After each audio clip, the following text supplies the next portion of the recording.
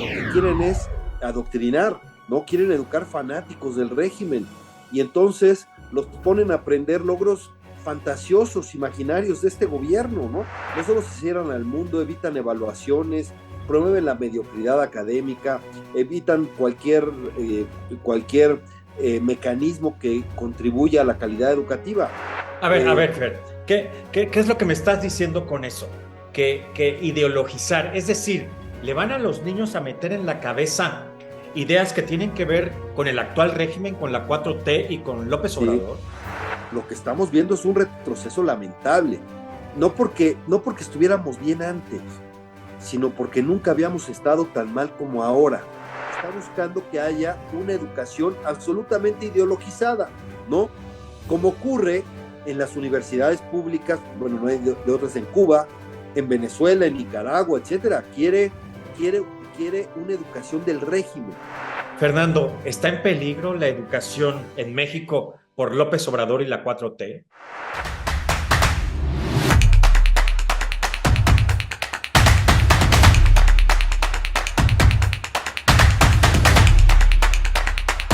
Gracias, Fernando Belaunzarán. Siempre es un honor. El honor es todo mío, Tony. Encantado de estar contigo, con tu auditorio. Siempre es apreciable estar en un espacio en donde se puede ejercer la libertad de expresión y decir las cosas como son. Gracias, Tony. Tan menguada la libertad de expresión en estos tiempos. Fernando, ¿está en peligro la educación en México por López Obrador y la 4T? Pues hay un deterioro impresionante. Lo primero que se ve es la tremenda mediocridad que hay. Quitaron la prueba PISA para que no hubiera un referente internacional. Antes podíamos medirnos con otros países, pero ahora llegó la demagogia y con esa demagogia un chauvinismo panfletario en el cual se quieren cerrar al mundo y contraponen comunidad a globalidad y por lo tanto quieren ensimismar a los alumnos, según esto, en su realidad inmediata. Y obviamente yo no estoy en contra de que aprendan sobre su realidad, sobre sus circunstancias, parte de la educación, pero cerrarse al mundo, ¿no? Qué atraso. Y peor aún, no solo se cierran al mundo, evitan evaluaciones, promueven la mediocridad académica, evitan cualquier mecanismo que contribuya a la calidad educativa. Lo que quieren es adoctrinar, ¿no? Quieren educar fanáticos del régimen. Y entonces los ponen a aprender logros fantasiosos, imaginarios de este gobierno, ¿no? A Eh, ver, Fer, ¿qué es lo que me estás diciendo con eso? Que ideologizar, es decir, le van a los niños a meter en la cabeza ideas que tienen que ver con el actual régimen, con la 4T y con López sí, Obrador. sí, claro, están hablando de una transformación histórica y la transformación histórica solo existe en la saliva del presidente. Lo que estamos viendo es un retroceso lamentable, no porque estuviéramos bien antes, sino porque nunca habíamos estado tan mal como ahora, ¿no? La gente castigó con muchas razones lo que existía en el 2018 y en los años, digamos, de lo que se llama el régimen de la transición. Tuvo muchos vicios, etcétera. Pero lo que estamos viendo ahora es insólito por la capacidad de destruir lo que vale, lo valioso, y entre ellos, pues lo que tiene que ver con la formación del capital humano, y yo diría no solo de eso, de, lo que tiene que ver con el desarrollo de la ciencia, la tecnología, etcétera. Porque al mismo tiempo que se desentienden de la educación o de la calidad educativa en educación, al mismo tiempo castigan a la ciencia en cuanto a recursos, a la tecnología. Nunca habíamos tenido tan pocos recursos para la ciencia y tecnología. Es más, en 12 años, este es el presupuesto más bajo en educación en 12 años. Y eso que el presidente dice una gran mentira todos los días, la austeridad republicana, etcétera. Ningún gobernante había tenido tanto dinero para gastar, ningún gobernante había gastado tanto. Y no solo por lo que está en el presupuesto, sino porque se comió todos los fideicomisos, todos los ahorros que teníamos, que se habían hecho para aguantar una eventual crisis, ya se los comió también. Te quiero preguntar, ¿cuál fue el legado de Delfina Gómez al frente de la SEP? Ninguno. Y fíjate que alargaron su toma recepción para que ella se despidiera prácticamente presentando el nuevo plan de estudios, porque está haciendo campaña, ¿no?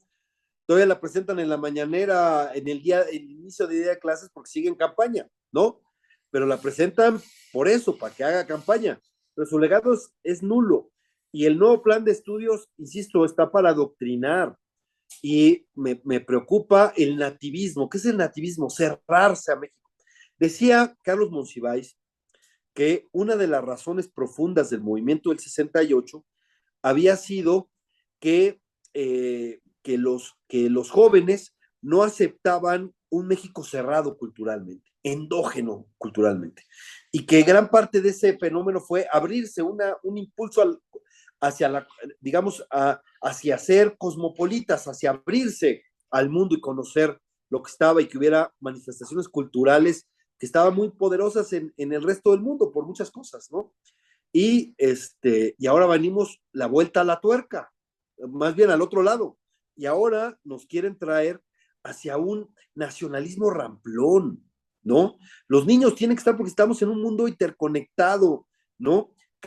La globalidad es una realidad. En el teléfono nos comunicamos con el mundo, pero bueno, en todos los aspectos es un tremendo atraso lo que A ver, estamos viendo. entonces Delfina Gómez pasó con más pena que gloria y Sí, eso no estamos sí, sí, mencionando que fue sí. acusada por la ley por lo que por haberle quitado a más de 500 a Bueno, 550 es, trabajadores, si mira, mal no recuerdo, en Texcoco, quitarles 10% de su salario, que fue un delito. sí, sí, bueno, Delfina Gómez es delincuente electoral reincidente, porque ya antes el Tribunal Electoral ya la había sancionado por propaganda personalizada del presidente y por no haber acatado las medidas cautelares que le decían que la tenía que suspender.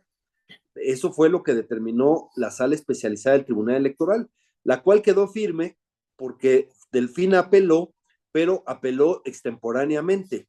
Y entonces le rechazaron su apelación, entonces quedó en firme. Entonces ya era delincuente electoral. La otra es exactamente por darle recursos ilegales, financiar ilegalmente a un partido político con dinero además totalmente prohibido, que es el de retención a los trabajadores. Eso está prohibido explícitamente. Pero lo que hace Morena es presumir su impunidad, porque las autoridades electorales no sancionaron a las personas, las autoridades electorales sancionan a los partidos. Entonces, lo que hizo el tribunal fue, si cometiste este delito, lo mando a la Secretaría de la Función Pública para que te sancione. ¿Y qué hizo la Secretaría de la Función Pública? Se lo guardó. Y en el caso de los trabajadores de Texcoco, se lo mandó a la Fiscalía Anticorrupción y a la Fiscalía de Delitos Electorales, y también, ¿no? Se lo A guardaron. ver, pero Entonces, yo no entiendo si el presidente ha dicho que el salario de los trabajadores es bendito, es sagrado. ¿Y qué pasó ahí? ¿Cómo permitió que se le quitara el 10% a bueno, 550 trabajadores, porque Fernando? ¿a dónde crees que fue a llegar el dinero? ¿Quién era el presidente de Morena en esos años? Pues el presidente de Morena en esos años se llama Andrés Manuel López Obrador, ¿no? Y recordás que se pudo ubicar un poco más de 2 millones de pesos porque pagaron con cheque a los proveedores de Morena. Entonces ahí los agarraron. El resto del dinero lo cobraron en efectivo. ¿A dónde fue a parar ese dinero en efectivo? ¿No? Y el presidente era Andrés Manuel López Obrador, el presidente de Morena. Se estaba formando Morena, ¿no? A ver, Porque entonces quiere decir que los sobres amarillos de Pío y de Martinazo no son suficientes. no, yo creo que recibe de muchos lados. Tú pregúntate de dónde tanto amor por Napo, ¿no? Al cual ya sabes que los trabajadores, los obreros le dicen dónde quedaron 500 millones de dólares. Pero lo de la educación efectivamente es una desgracia en todos los sentidos, ¿no? Oye, Ya no Fer, están, la gente que se iba a Estados Unidos para formarse y luego regresar con sus conocimientos a México, ya las dejaron abandonadas, ¿no? A pesar de que cuántos estudiantes en el extranjero llamaron a votar por Andrés Manuel, ¿no? Y luego, ¿no? Por eso se invirtió la pirámide. En 2018, a mayores estudios, más votación a favor de Andrés Manuel López Obrador de Morena. En 2021 cambió la pirámide totalmente y a mayor educación, mayor votación por la oposición. Por eso el presidente agarró una tirria contra la clase media ilustrada y les llamó aspiracionistas y se fue contra los académicos y contra los investigadores y los insultó. Y entonces, ¿cuál es su solución? Pues adoctrinemos, ¿no? Y llega a decir tonterías del tamaño de que la UNAM es neoliberal. ¿Y por qué dice una cosa así? Porque él quiere una UNAM cuatroteísta. Por supuesto que la UNAM no es Pero la neoliberal, UNAM, eso es absurdo, la UNAM es que tanto autónoma. apoyó a López Obrador. Claro, claro, pero él lo que quiere es que dice, si los profesionistas no están votando por mí porque son críticos, entonces los quiero adoctrinados. Y entonces él está buscando que haya una educación absolutamente ideologizada, ¿no? Como ocurre en las universidades públicas, bueno, no hay de otras en Cuba, en Venezuela, en Nicaragua, etcétera. Quiere una educación del régimen. Pero bueno, ya hablamos de Delfina Gómez y su tristísimo paso por la SEP. Pero ahora, por favor, dime de Leticia Ramírez. ¿Quién es Bueno, esa mujer? ¿De dónde salió? ¿Y qué bueno, va a hacer al frente de la SEP? Leticia Ramírez llegó a ser maestra en 1984. Luego se dedicó a la parte sindical del magisterio y luego se metió al PRD y ahí fue funcionaria del PRD y luego le ayudó en la gestión Andrés Manuel para hacer en toda la parte de la gestión cuando era candidato a la jefatura de gobierno. Ella era la que gestionaba que las peticiones que llegaban a la campaña de Andrés Manuel se resolvieran, que faltan baches, que falta luz, que falta todo eso se encargaba Leticia, y cuando fue jefe de gobierno, a eso lo puso, a ser su gestora, y entonces la ha acompañado, entonces es una persona muy leal, pero para ser secretaria de la SEP, pues no tanto, pero para lo que la quiere Andrés Manuel sirve. ¿Para qué la quiere Andrés Manuel? Pues para que haya adoctrinamiento a los niños y sobre todo los votos y la operación electoral de los sindicatos a favor de Morena. Por eso no hay ninguna exigencia, no hay ningún criterio de calidad educativa ni de algo. Quiere que los maestros sean soldados del ejército de Morena en las elecciones, ¿no? Para operar, como la verdad es que sabemos que el magisterio tiene experiencia para hacerlo. Y eso es lo que le importa al presidente. Lo que le importa al presidente es ganar elecciones, aunque se lleve entre las patas a muchas generaciones. Fíjate que, ¿cuál es el gran problema de la educación? Pues la deserción, ¿no? 1.600.000 niños y adolescentes dejaron la escuela con la pandemia, ¿no? Y en lugar de que esa sea la prioridad es enseñarle a los niños a decir, es un honor estar con Obrador, ¿no? Porque les hablan insisto, logros absolutamente imaginarios. Porque si comparamos en números, según indicadores, este gobierno con los anteriores, sale peor que ninguno. Y te voy a decir que yo me siento desengañado, porque yo juraba que después de Peña Nieto nada podía ser peor, y ya vi que estaba equivocado, ¿no? Pero si me permites, Morena es como ese viejo PRI, pero desinhibido. En aquella viejo régimen que yo llegué a combatir, cuidaban más las formas, tenían más posibilidad de hacer política, ¿no? Este es un gobierno mucho más rupestre. Mira, gracias Fernando Belauzarán. Pegarle a la educación es cancelar el futuro de mucha gente y el desarrollo del país. Pero tenemos una oportunidad y ese es 2024. Ahí podemos corregir el rumbo y rescatarnos de esta calamidad que estamos padeciendo. Mil gracias, Tony. La verdad es que celebro estar en un espacio tan libre como el tuyo y te mando un fuerte abrazo a ti y a tu auditorio.